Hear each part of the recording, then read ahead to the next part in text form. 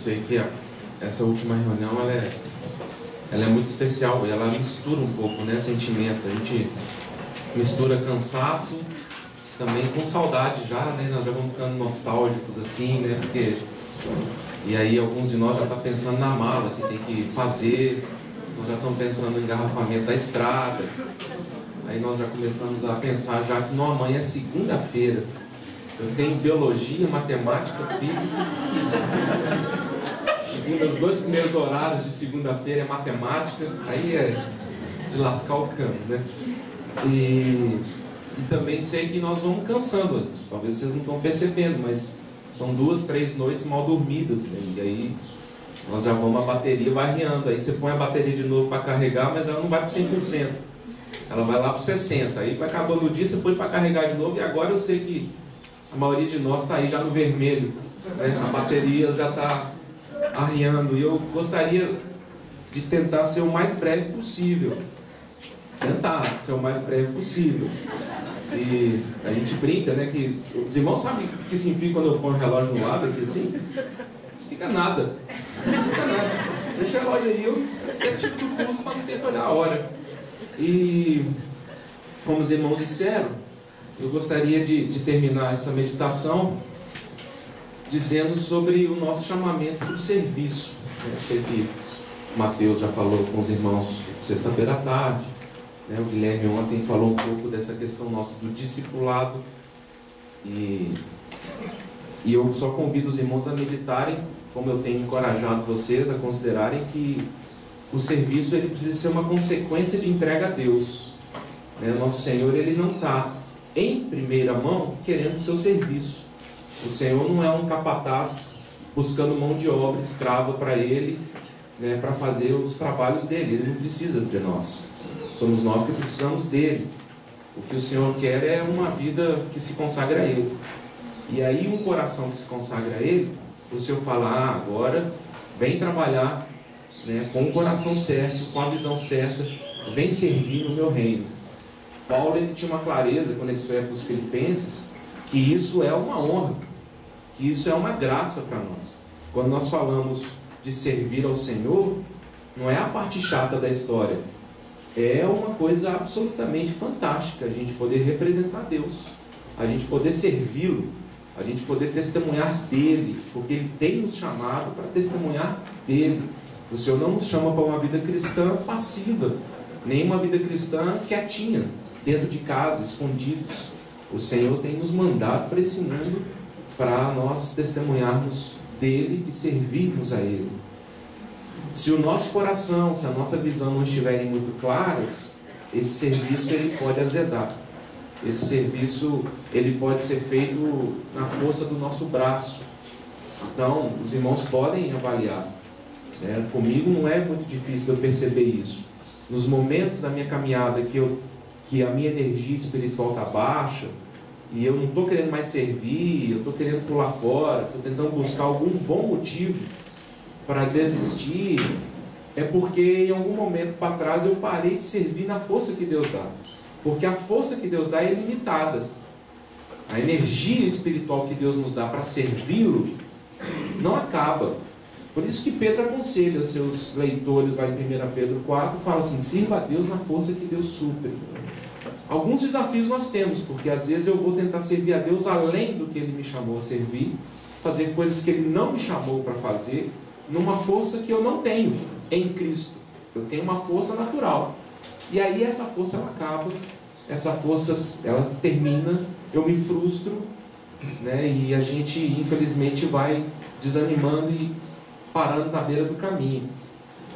E como nós estávamos meditando sobre Davi, poxa, a gente viu que foi um homem segundo o coração de Deus, que conseguiu entender o propósito do Senhor, e aí ele se tornou um homem que serviu a Deus na sua geração, como o testemunho lá de Atos. Davi foi muito útil a Deus na sua geração, porque ele tinha coração para Deus. Então Davi, por exemplo, é aquele que conquista Jerusalém dos jebuseus. Jerusalém, a cidade, que depois, Sião, eles até chamavam a cidade de Davi. ela se torna o local de adoração manifestado e profetizado por Moisés lá em Deuteronômio, se revela por meio de Davi, que é Jerusalém, o local que Deus escolheu para colocar ali o seu nome.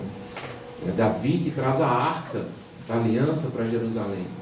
É Davi que entende diante do Senhor e recebe de Deus a planta do templo. É Davi que prepara todos os utensílios, os tesouros, o ouro, a prata. Ele prepara tudo para Salomão construir o templo, mas ele deixa tudo preparado. É na era da monarquia de Davi que o Senhor traz paz para Israel no meio dos povos ao redor. Davi entrega um reino para Salomão sem guerras, próspero. Salomão, o bonitão aí que o Guilherme falou ontem, ele era um playboyzinho, filho de papai, né? Porque ele herda isso do seu pai. Ele recebe de Davi tudo muito bem estruturado, porque Davi, um homem segundo o coração de Deus, serviu a Deus na sua geração.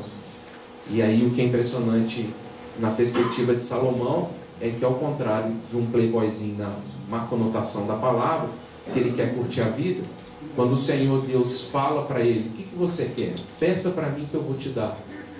Aí Salomão, ele reconhece, fala: eu não passo de uma criança, eu não consigo discernir as coisas. O que eu quero, Senhor, que o Senhor me dê discernimento. Eu preciso que o Senhor esteja à frente. Aí o Senhor fala: nossa, era o que você deveria pedir. E por que você pediu isso e não pediu a derrota dos seus inimigos, não pediu dinheiro, saúde? Eu vou te dar todas essas coisas. E me parece que é uma lição importante sobre oração isso, né? Se o Senhor ele perguntasse para você e para mim hoje: me peça uma coisa. O que a gente tem no nosso coração para pedir a Deus? O que queima? Qual que é a primeira coisa que vem no seu coração? Deus, eu posso pedir para o Senhor qualquer coisa? Pode. Então o que nós pediríamos? Isso também fala um pouco de onde está o nosso coração, aonde que as coisas elas se firmam, né, nos nossos valores internos. Mas nessa manhã eu não gostaria de falar de Davi. Eu gostaria de falar dos seus valentes, os valentes de Davi, como pano de fundo aqui da figura do nosso serviço. Então, se nós pudéssemos ler 1 Crônicas, capítulo 11.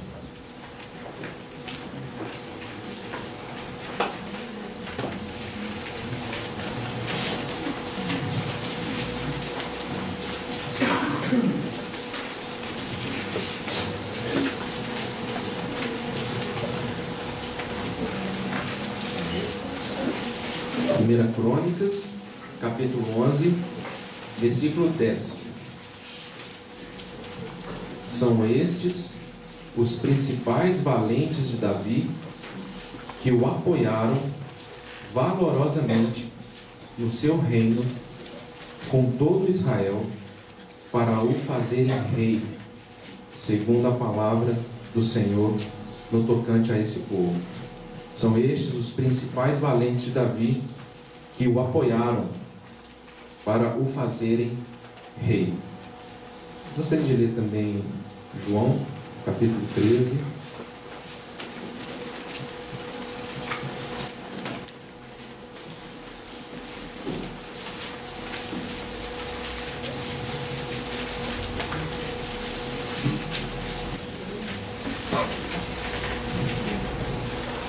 Aqui já é um momento muito especial na história do Senhor na terra.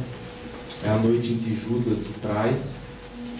Aquela última noite que o Senhor está com seus discípulos. E ele fala no versículo 34 de João 13: novo mandamento vos dou, que vos ameis uns aos outros, assim como eu vos amei, que também vos ameis uns aos outros. Nisto conhecerão todos que sois meus discípulos, se tiverdes amor uns aos outros. Capítulo 15 de João, versículo 12. O meu mandamento é este, que vos ameis uns aos outros, assim como eu vos amei. Versículo 17. Isto vos mando, que vos ameis uns aos outros. 1 João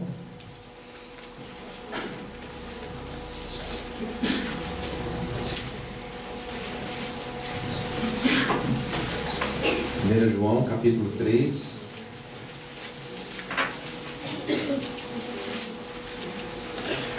Versículo 11. Porque a mensagem que ouvistes desde o princípio é esta: que nos amemos uns aos outros. Versículo 23.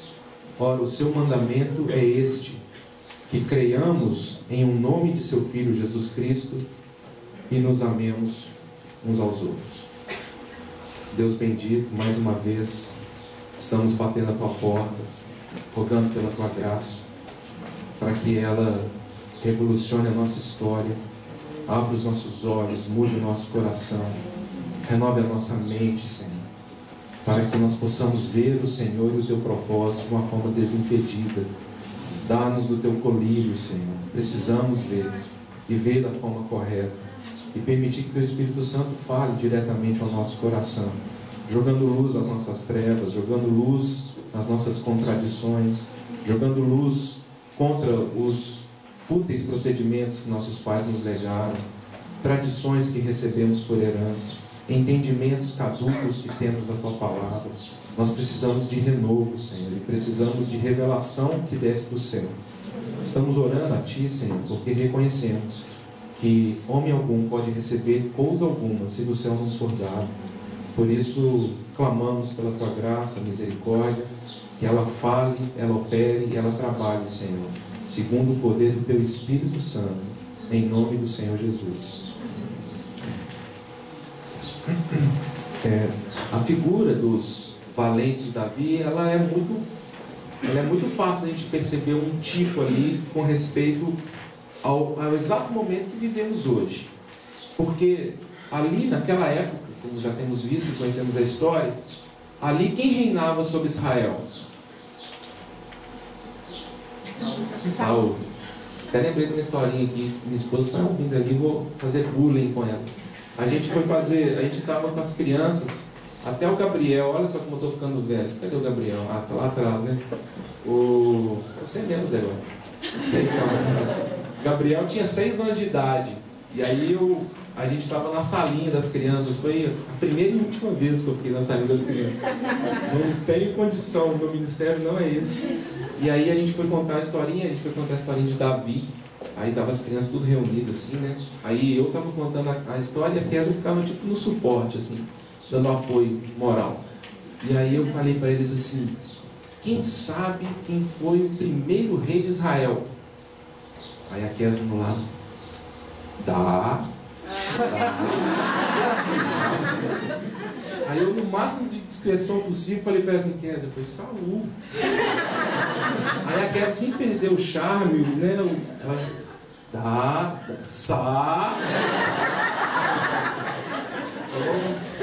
Quem que reinava sobre Israel nessa época? Saul. Mas quem que era um ungido de rei? Ungido do Senhor para ser rei?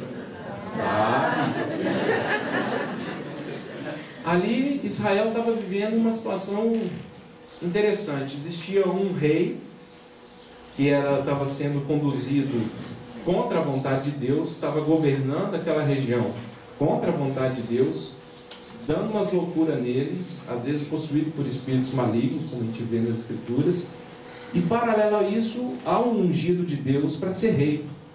Davi foi escolhido por Deus para ser rei. Davi, ele era de direito rei de Israel, mas ainda não era rei de fato.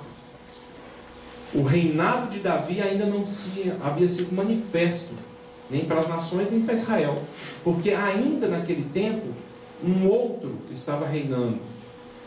Só que o Senhor, ele começa um processo de ajuntamento de pessoas ao redor de Davi, nesse processo. E algumas pessoas, depois se vocês puderem ler esses relatos, tanto em Samuel como em Crônicas, é interessante o movimento. Por exemplo, em Crônicas vai dizer no capítulo seguinte, capítulo 12, que foi acontecendo um fenômeno em Israel que, ao longo desses anos de deserto de Davi, foram se aproximando pessoas, iam chegando pessoas de Israel ao redor de Davi, por entenderem que o Senhor tinha chamado ele para ser rei. E a Bíblia fala então que os exércitos de Davi iam crescendo. até se tornar um grande e poderoso exército. E eu acho massa demais quando a gente lê esses textos, né? Quando, por exemplo, os gatitas, eles se aproximam, né? O pessoal de Gade, eles se aproximam de Davi e falam assim: Davi, viemos te servir. Nós temos entendido que você é ungido de Deus. Nós não vamos servir mais a Saul, mesmo que ele seja o aparente rei da situação. Mas para nós, você, Davi, será o nosso rei. E a Bíblia, por exemplo, fala que esses gatitas, eles eram homens de guerra, né? O rosto deles, o aspecto era como de leão, e eles eram velozes nas rochas e corriam como as gazelas, como cervos, né? Muito ágeis, homens poderosos que o menor deles valia por 100 homens e os mais fortes valiam por 1000 homens. Então nós vamos percebendo que tinha uma turma da pesada, tropa de elite, se aproximando de Davi. Outros homens valentes foram se aproximando de Davi. A Bíblia fala que eles eram poderosos em lutar com as duas mãos, usavam a funda com precisão, usavam a funda tanto com a mão direita como a mão esquerda, peritos no arco. E essas pessoas, elas foram se juntando a Davi e falaram assim: nós vamos te fazer rei, você é o rei, você é o rei, o Senhor te ungiu, o destino é que você reine.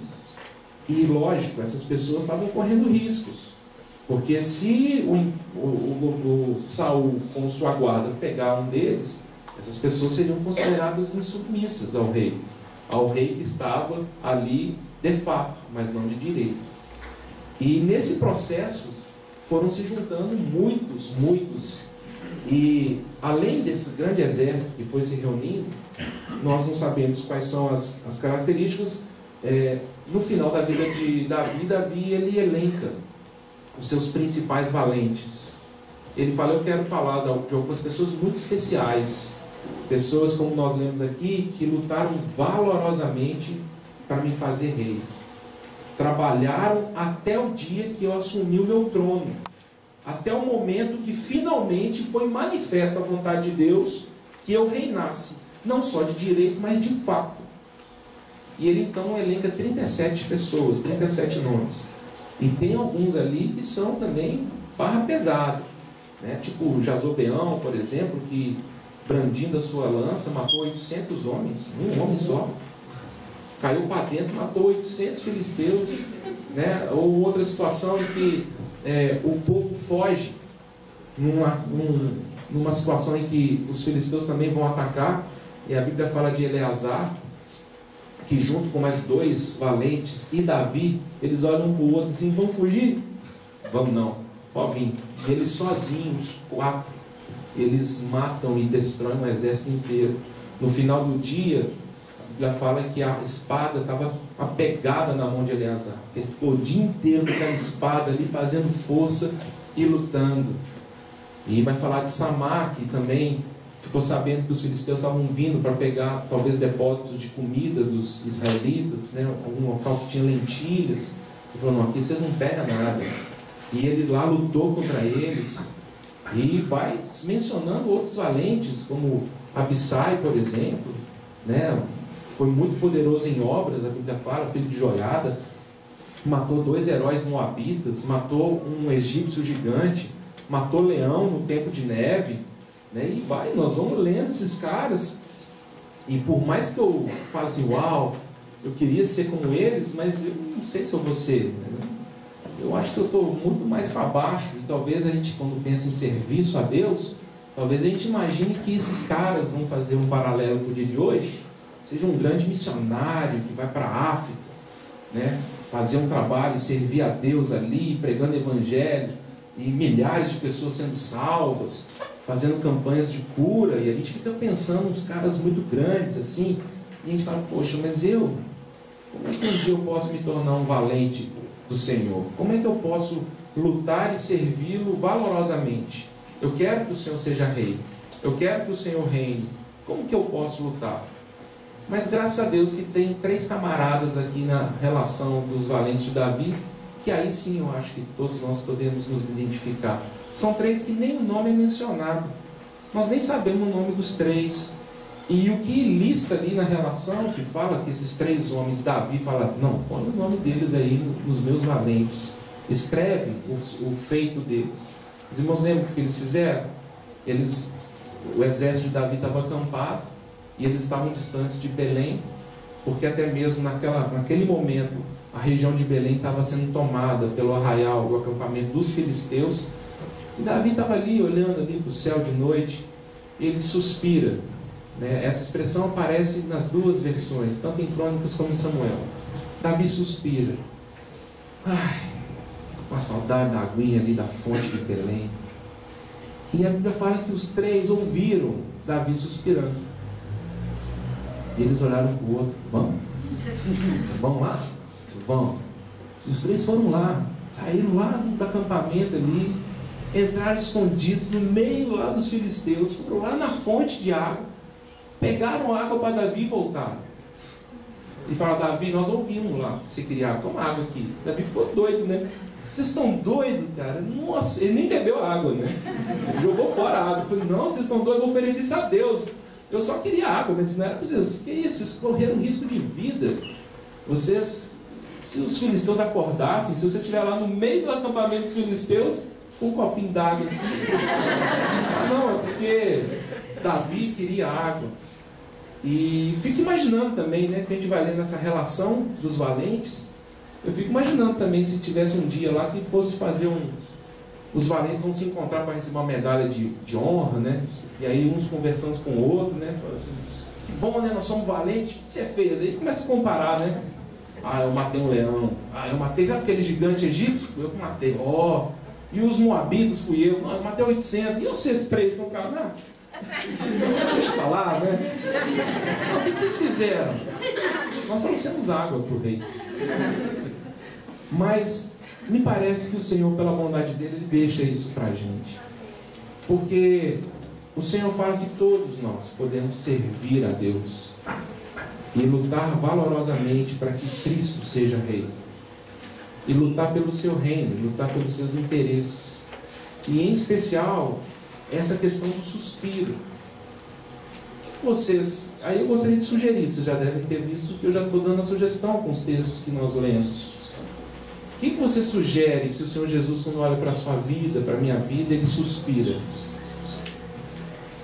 Ele puxa o ar e fala: deixa eu te falar o que eu gostaria. Deixa eu te falar o que, se você pudesse ouvir o meu coração, o que eu gostaria que você fizesse. Eu temo que a gente perca isso, porque o suspiro, ele se caracteriza de alguma situação muito íntima. Você só consegue ver uma pessoa suspirando se você estiver muito perto dela, não é?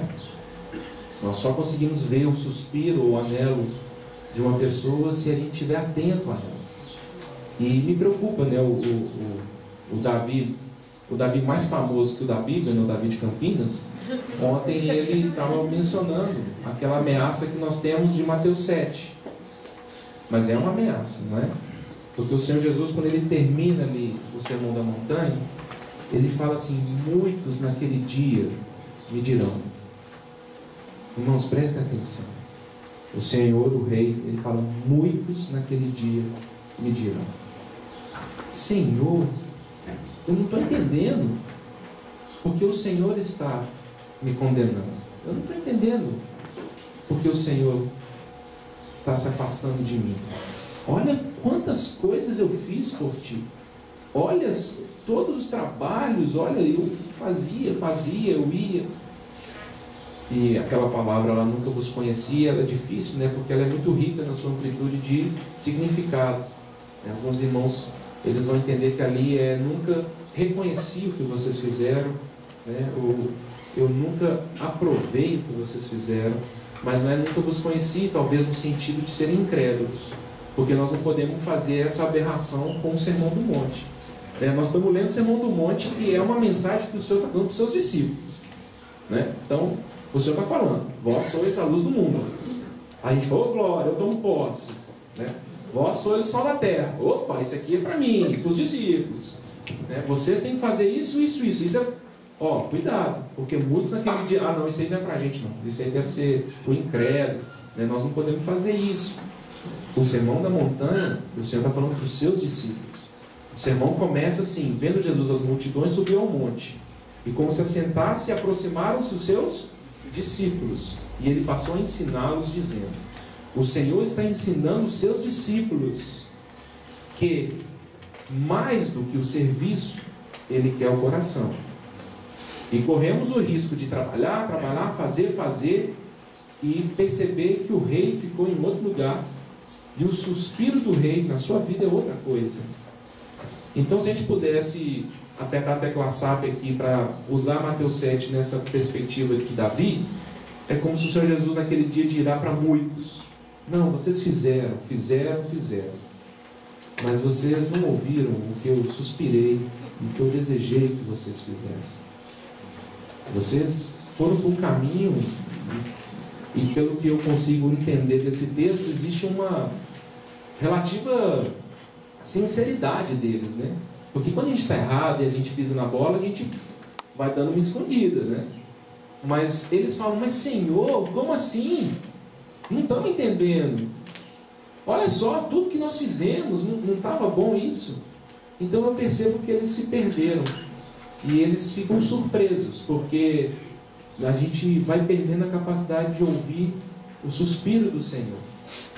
E aí eu gostaria de sugerir para vocês o que para mim poderia ser o suspiro do Senhor para cada um de nós.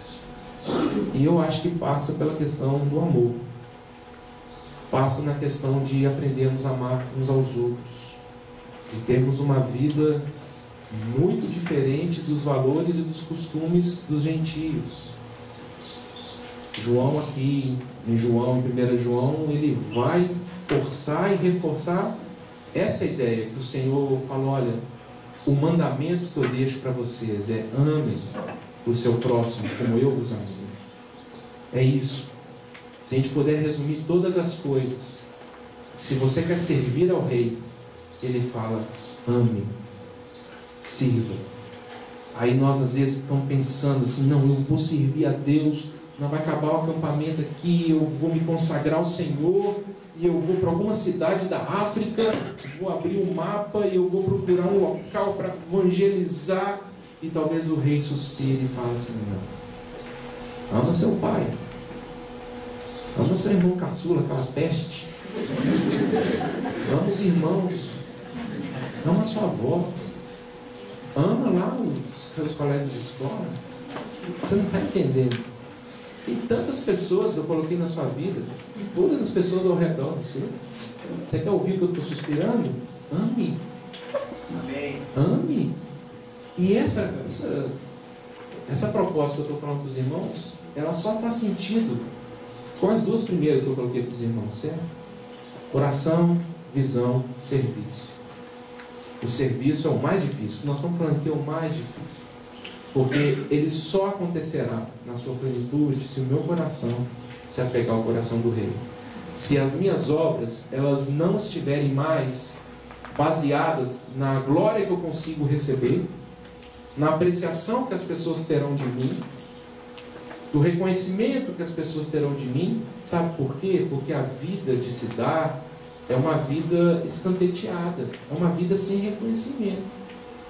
A perspectiva do Cristo, de nós sermos como Ele, é uma vida de nenhum glamour nessa terra. Não há luxo.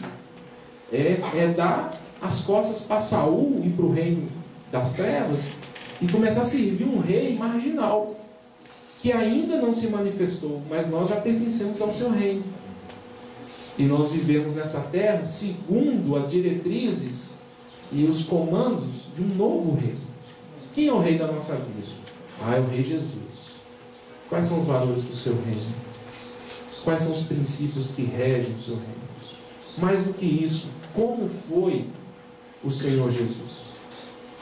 Então, eu não sei vocês, né? Acho que menino, ontem vocês fizeram muito bullying comigo na da Angélica, né? Muita gente veio falar, não veio falar que a mensagem foi boa, não veio me elogiar. Angélica, pá! Mas quantos aqui, acho que os meninos, todos nós passamos por isso. A gente busca uma referência no esporte, por exemplo, aí nós vamos jogar bola, aí eu quero ser igual o Messi.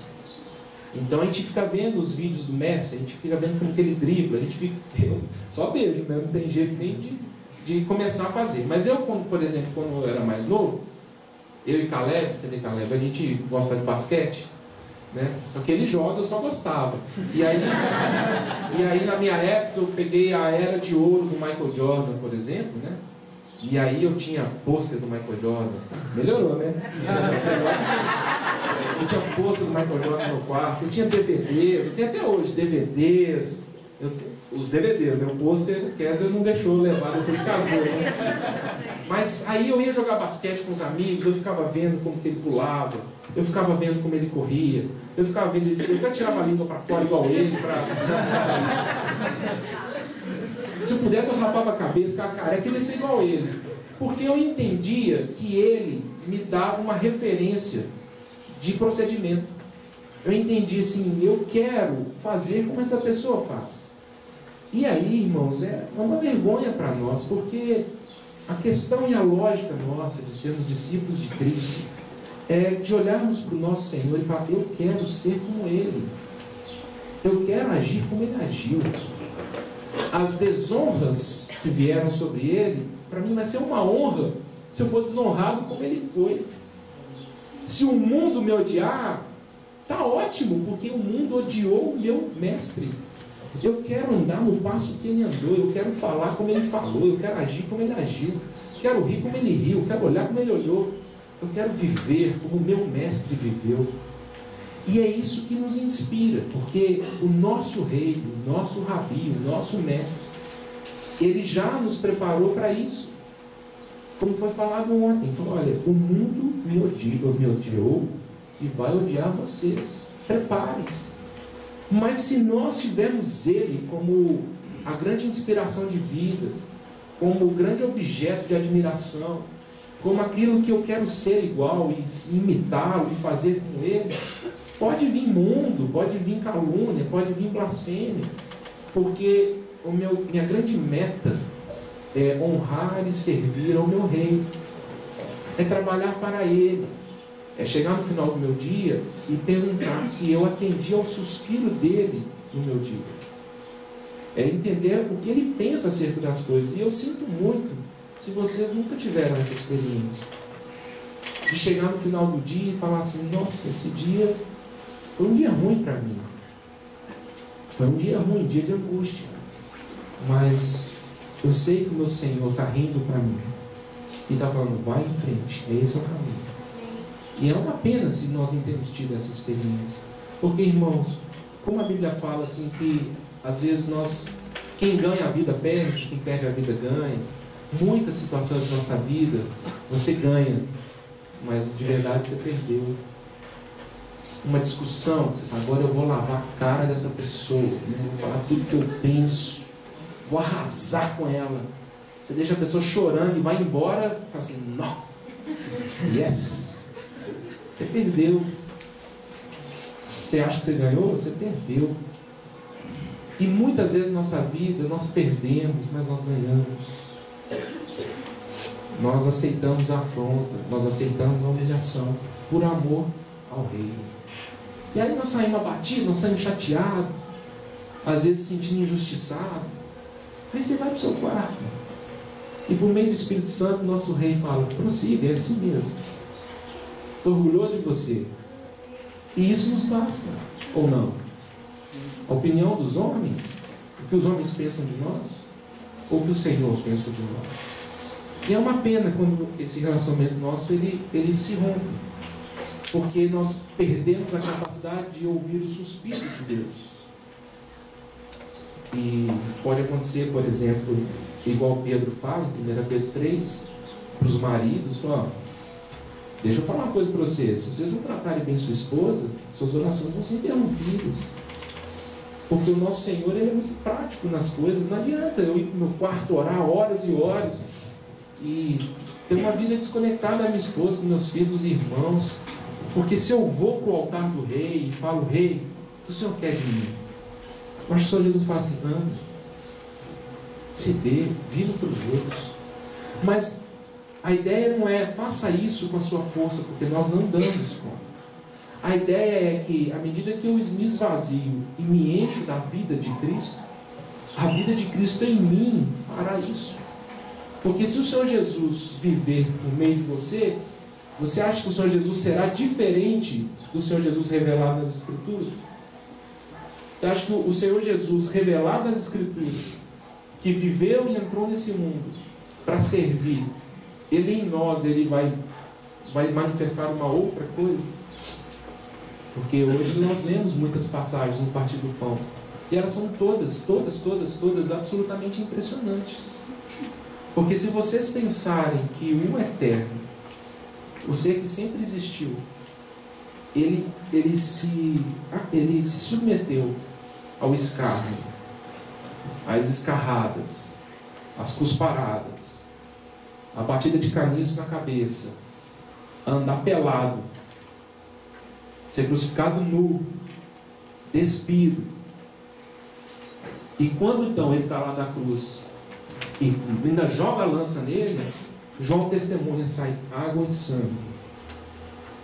E quando o Senhor está naquela cruz, né, e nós já comentamos isso outras vezes, me parece que aquelas tentações da cruz do Calvário, elas devem ter doído bastante no Senhor. Porque se tu és o Filho de Deus, desce. Aí eu já acho que se eu fosse ele, tudo que eu aguentei eu já pulava ali, tacava fogo do céu, né, igual acontece com João quando fala com o Senhor, né? Senhor, estou com uma ideia excelente, vamos pedir cair fogo do céu, matar os samaritanos.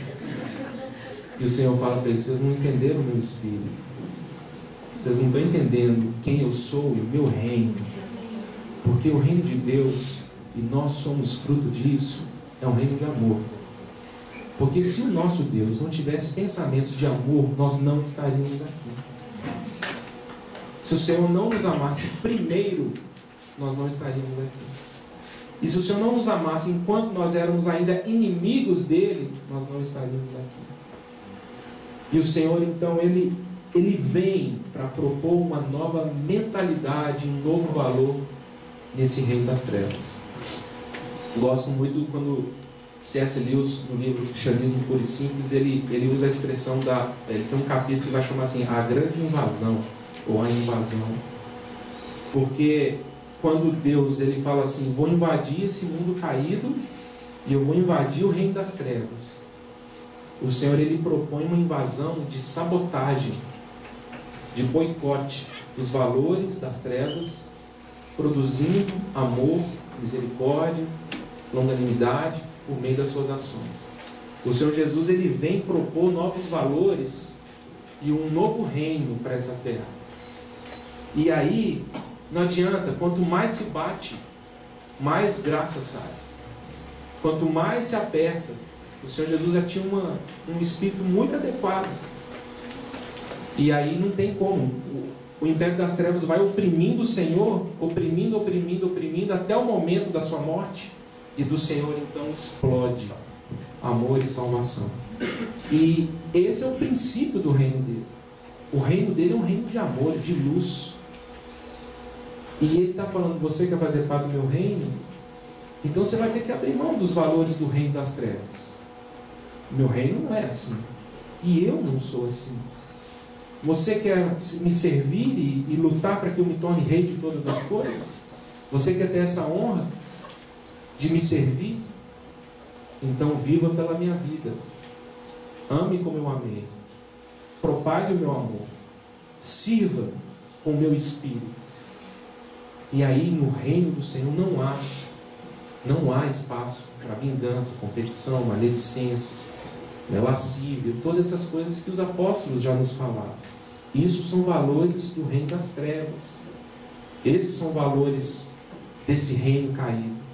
E é uma pena quando nós então ficamos no meio do caminho, porque nós queremos que o Senhor Jesus se torne rei, mas nós servimos a um outro reino.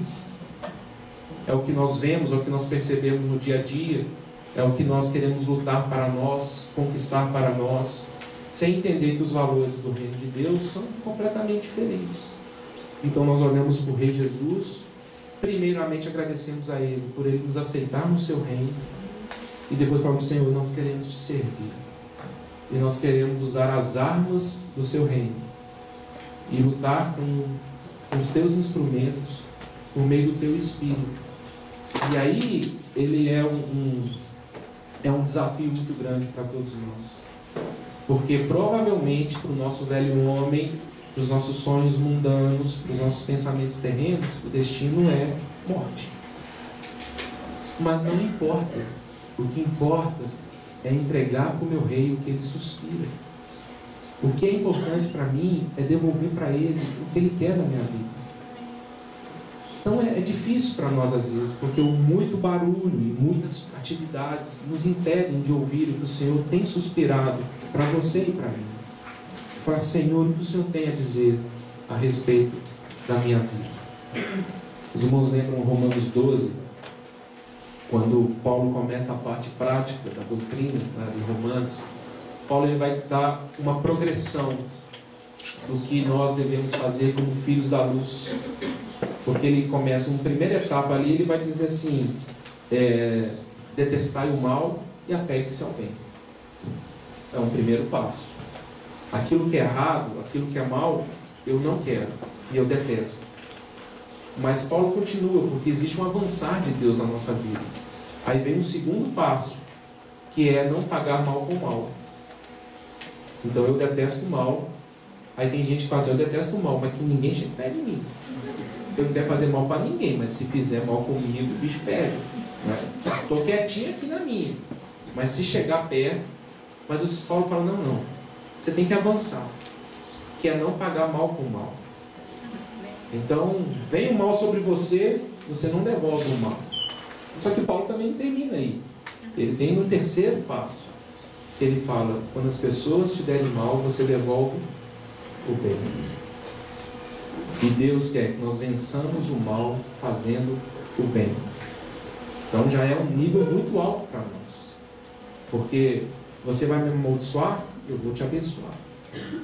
Você vai falar mal de mim, eu vou falar bem de você. Você vai expor minha nudez, eu vou proteger a sua nudez. Por isso que em Romanos 12 ele fala que nós devemos aprender a honrar uns aos outros. Preferir o outro em honra. Porque foi isso que o Senhor Jesus fez conosco. Ele preferiu nos honrar e se despir para que nós fôssemos salvos. E essa é a mentalidade do reino dele. E me parece que é isso que ele espera de nós como valentes do seu reino. Talvez alguns de nós aqui no salão vamos nos tornar valentes, poderosos em outras obras. Talvez o Senhor tenha aqui pessoas que ele vai usar grandemente em outras coisas. Mas eu tenho certeza que o Senhor quer que qualquer um de nós aqui se torne um valente do seu reino, que lute valorosamente para que o Senhor Jesus se torne rei de fato e de direito nessa terra, ouvindo o suspiro dele, entregando para ele o que ele quer de você e de mim hoje, no tempo que se chama hoje. E essa transformação e essa revolução na sociedade o Senhor deseja fazer por meio da igreja. E aí, se nós entendemos que nós fazemos parte de um outro reino, de outros valores, então nossa vida se enche de missão, de significado. Amanhã, quando você for para a escola, você bate o olho em todo mundo ali da sala e você fala, eu estou em missão. Porque eu não pertenço a esse reino, não pertenço a esse mundo. Eu sou embaixador de Cristo. É a figura que Paulo usa em 2 Coríntios 5. O que significa um embaixador? Uma pessoa que representa os interesses de um outro reino em outro local. Então nós vivemos nessa terra representando o reino de Cristo, que ainda não se manifestou visivelmente, mas em breve se manifestará. E nós então andamos nessa terra dando bem, vivendo bem, dando os valores do reino de Cristo, e isso trazendo muita perplexidade e surpresa para as pessoas ao nosso redor. Porque quando existe uma manifestação da plenitude do Espírito Santo em Atos 2, por exemplo, nós vamos ver naquele início da experiência da igreja uma grande mudança de valores totalmente diferente aos princípios do reino das trevas. Então ali, enquanto hoje nós trabalhamos para reter, para ter, para crescer, para aumentar, ali a manifestação era inversa. No reino de Cristo não pode haver pessoas tendo muito, outras pessoas tendo pouco. Quem tem muito entende, não, isso aqui não é meu, isso aqui pertence ao Senhor. vou vender esse campo, vou ofertar, eu vou dar. Ao ponto, olha só que loucura, irmãos. Efésios 4, Paulo vai dizer assim: eu espero que vocês trabalhem com suas próprias mãos, para que tenham com que ajudar o próximo. Você já parou pensar nisso? De acordar de manhã e falar: Senhor, o meu trabalho é para o teu reino, o meu salário é para o teu reino, não é para mim. Porque se eu for ouvir a voz e suspiro do Senhor, o Senhor vai suspirar e falar assim: ame e não acumule tesouro nessa terra, porque esse reino aqui vai passar. E como a gente já fez esses exercícios às vezes, e é difícil para a gente entender, né, é que às vezes o nosso patrão chama a gente para a sala lá e fala assim: tem uma ótima notícia para te dar, eu vou te dar aumento de salário, seu salário vai dobrar, por exemplo. Aí primeira coisa que a gente vai pensar é: ô gente, acabou a reunião aí? Felipe? Oi? Tá tudo bem aí com vocês? Não, tá certo. Tá, É que o pessoal de São Lourenço está voltando, senhor. Vamos lá. A velocidade.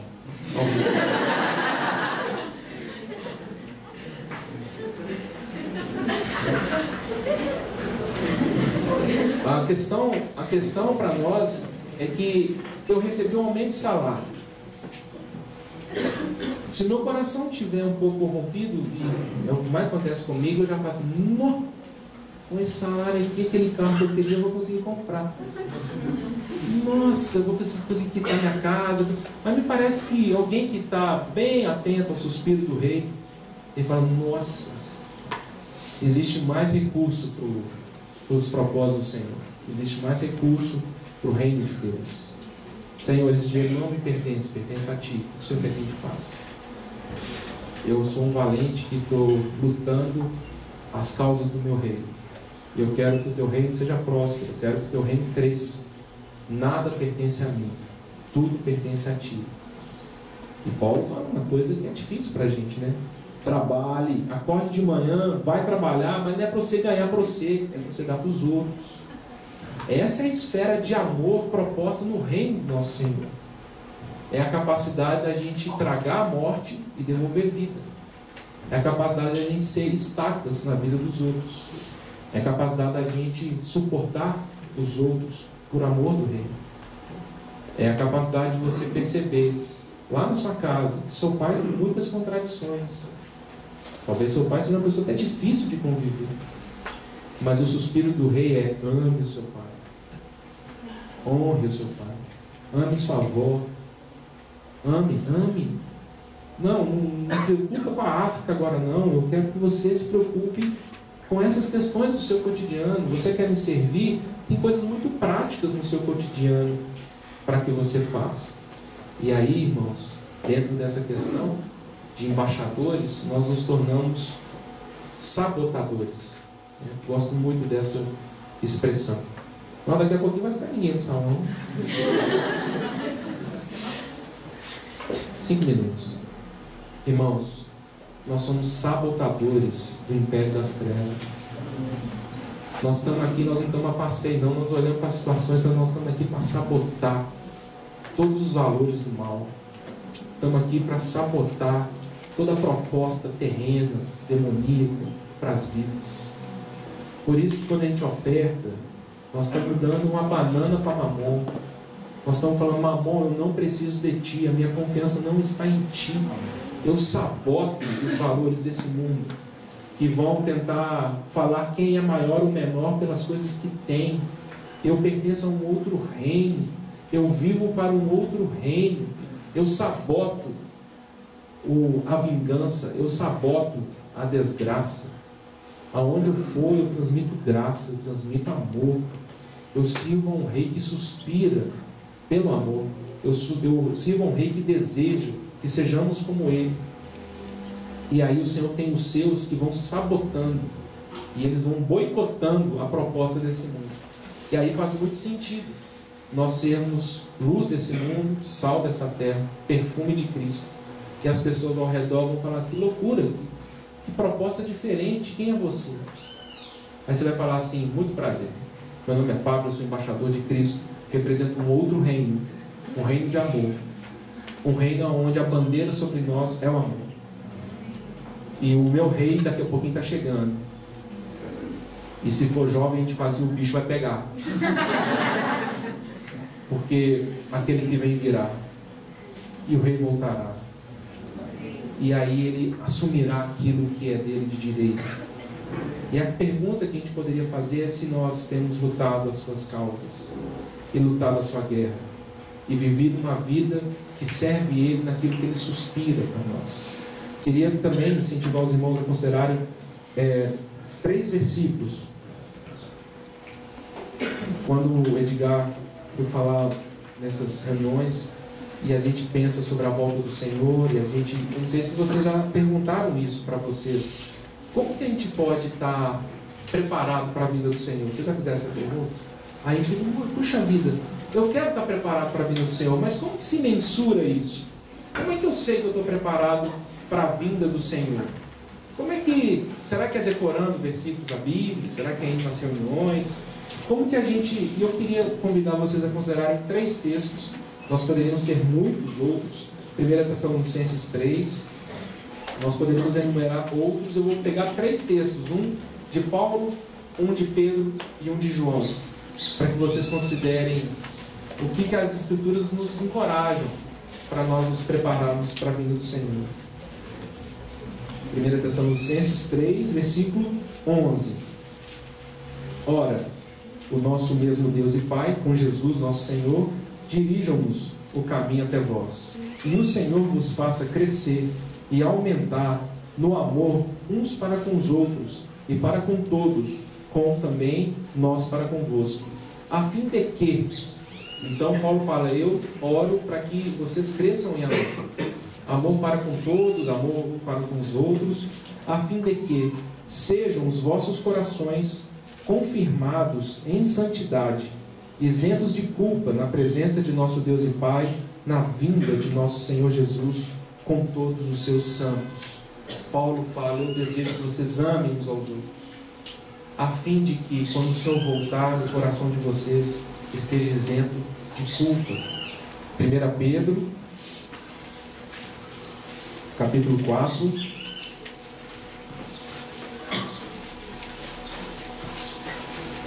versículo 7. 1 Pedro 4, 7. Ora, o fim de todas as coisas está próximo. Sede, portanto, criteriosos e sóbrios a bem das vossas orações. Acima de tudo, porém, tende amor intenso uns para com os outros, porque o amor cobre multidão de pecados. O fim de todas as coisas está próximo. Vocês querem um conselho? Acima de todas as coisas, amem uns aos outros. 1 João. Aí nós vamos pegar 2 versículos para um explicar o outro. 1 João 2, 28. Filhinhos, agora pois, permanecei nele, para que quando ele se manifestar, tenhamos confiança e dele não nos afastemos envergonhados na sua vinda. Então, permanecei nele, para que quando ele voltar, nós não nos afastemos envergonhados dele na sua vinda. E como nós permanecemos nele? O próprio João vai responder. 1 João 4, versículo 12. Ninguém jamais viu a Deus. Se amarmos uns aos outros, Deus permanece em nós e o seu amor em nós aperfeiçoado. A prova do 7 na nossa experiência de fé é amar. Essa é a régua. Porque é impossível você e eu termos uma experiência de amor genuíno para com as pessoas da nossa história se nós não permanecermos em Cristo. E o desafio que eu deixo para vocês, porque ele é uma ameaça que está sobre a minha vida e provavelmente sobre a vida de vocês, é que a gente faça a distinção da religião da vida genuína de Cristo. Para que não aconteça naquele dia, ele fala, mas Senhor, não é possível. Eu fiz, agi, mas o Senhor fala, não. Mas você nunca permitiu. Você nunca ouviu meu suspiro. Você não entendeu como que eu queria que você agisse com seus parentes, com seus vizinhos, com seus irmãos. Você não amou como eu desejava que você amasse. O nosso serviço, ele se baseia no amor. E a nossa preparação para a vinda do Senhor está nisso. Acima de tudo, porém, você quer se preparar para a vinda do Senhor? Então amanhã, acorde de manhã para a sua agenda do cotidiano e fala: Senhor, eu quero amar todas as pessoas que se colocaram na minha situação, na minha história, no meu caminho. Eu quero amar com o amor de Cristo. Eu quero perdoar com o perdão de Cristo. Eu quero ter palavras de graça. Livra-me, Senhor, de falar mal das pessoas. Livra-me de ser morte. Livra-me, Senhor, das vinganças e dos joguinhos que esse mundo tem. Livra-me, Senhor, de matar os outros por causa do meu nome. Livra-me, Senhor, de matar os outros por causa das minhas cobiças. Senhor, eu quero amar os outros como o Senhor me amou. Eu quero ter uma vida que sabota os princípios, os planos desse mundo. Eu quero que o inimigo tema, porque eu me tornei um sabotador. E aí os irmãos lembram, os irmãos conhecem mina, mina bomba, aquelas bombas subterrâneas, aquelas bombas que se colocam escondidas na terra. Aí um carro vai passando assim no local, ele passa em cima da mina, explode. E uma das orações que eu faço é que eu quero ser uma mina, mas uma mina da graça de Deus. Uma pessoa bem distraída pisar em mim, que exploda a graça, que exploda amor, que exploda luz, que exploda perfume de Cristo. Que as pessoas falam: que estranho, que cara maluco é esse? Que cara que abriu mão do seu nome, abriu mão. Que o Senhor encontre em nós sabotadores dessas trevas. Vocês lembram lá em Mateus 24? O Senhor fala assim: bem-aventurado meu servo, ou servo, que quando o seu Senhor voltar, o encontrar servindo aos seus conselhos. E eu gostaria muito assim, de que quando o rei voltar, ele encontre a espada pegada na minha mão. Não numa rede dormindo. Não de mãozinha dada com Saul. Deixa eu te explicar. Eu tenho uma boa razão por que eu estou fazendo aqui. Eu quero que, quando o Senhor voltar, Ele encontre a gente com a espada, lutando pela sua causa, guerreando as suas guerras, proclamando o reino dele, o reino que nós já pertencemos, somos dele. E quando vierem situações de angústia na nossa vida, situações de pressão, que exploda amor, que exploda graça, que se expanda em nós a vida de Cristo, e as pessoas percebam uma proposta de valor e de vida diferente, que ultrapassa a religião, que ultrapassa conhecimento, que ultrapassa informação. É vida prática, é sangue e água que sai para matar a sede dos outros, para abençoar a vida dos outros. Então, gostaria muito de encorajar os irmãos no final desse tempo que temos, como os irmãos já têm considerado, que vivemos dias de lutas, dias de muita dificuldade. Para nós é muito mais fácil nos submetermos aos valores, às diretrizes do reino das trevas, muito mais fácil, porque a gente nada com a corrente. Para nós é muito difícil sairmos do palácio e irmos para os desertos, lutar para que o rei ungido de Deus venha e reine, e testemunhar de um outro reino que ainda não se manifestou na terra. Mas esse é o nosso grande segredo, não é? Nosso grande segredo quando nós estamos nesse mundo trabalhando, quando a gente está no trânsito, é que em breve nosso rei voltará e as coisas serão estabelecidas eternamente. E também é esse um pouco o clamor do Maranata que vai surgir no nosso coração. Porque à medida que você está lutando e está levando espadada e está dando espadada e está lutando pelo reino de Deus, você para e olha e fala: mas Senhor, você não vai voltar não? Já está na hora, né? Já deu. Por isso que o Maranata, o Gustavo lembrou isso ontem, por isso que a amizade do mundo ela é inimiga de Deus. Porque nós não podemos servir a dois senhores. E no dia que eu falo assim: quer saber? Essa luta está muito ruim. Larga a espada, vou correr para esse reino, vou viver com as regras desse mundo. Aí a volta do Senhor, ela, além de não ser desejada por nós, ela vira um laço para nós. Porque se agora entrasse um anjo do céu aqui, descesse e falasse assim: ó, o Senhor Jesus chegou, vamos fazer uma fila para cumprimentar. Talvez alguns de nós vai ficando por último da fila, né? Não, vai assim na frente, vai. E talvez alguns de nós saiam correndo, desesperados. Porque o meu rei voltou. Amém. E enquanto lutamos, aguardamos ouvir a trombeta.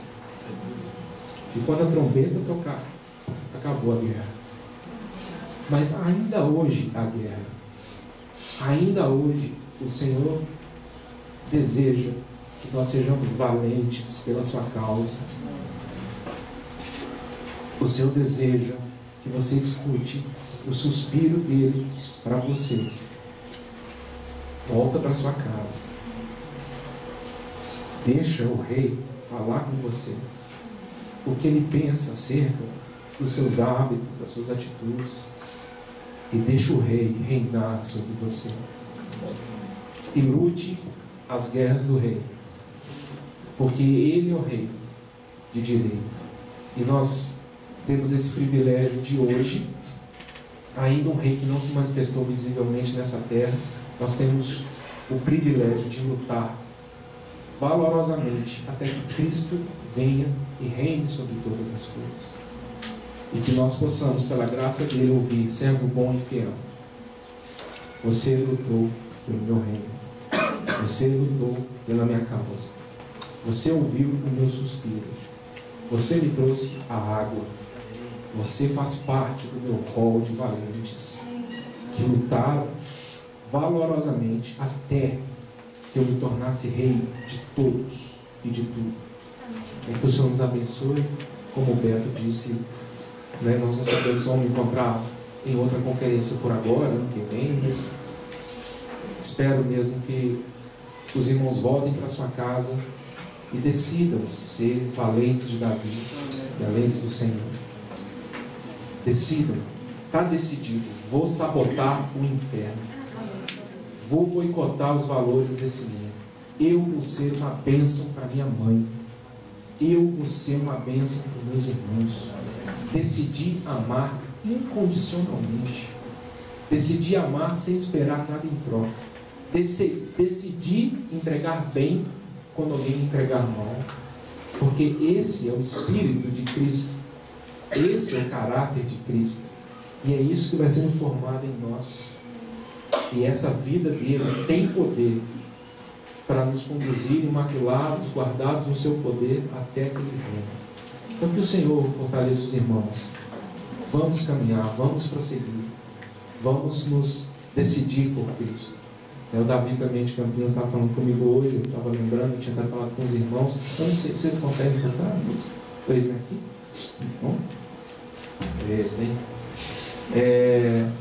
Porque ali em Isaías 6, aquela experiência que Isaías tem, a contemplação, e vê a glória de Deus, e vê a manifestação do poder de Deus, e ele fica impressionado, e ele se vê muito limitado, ele vê ele incapaz, ele vê ele que ele também tem uma língua suja, ele não tem condição de servir a Deus. Ai de mim, Senhor. Mas ali tem uma informação impressionante, Isaías 6:8. Ele escuta o Senhor falando: a quem enviarei? A quem enviarei? Quem irá por nós? Isaías fala o quê? Eis-me aqui, Senhor, envia-me a mim. O Senhor talvez suspire e fale assim na sua casa: quem que eu enviarei? Quem vai representar o meu reino nessa casa?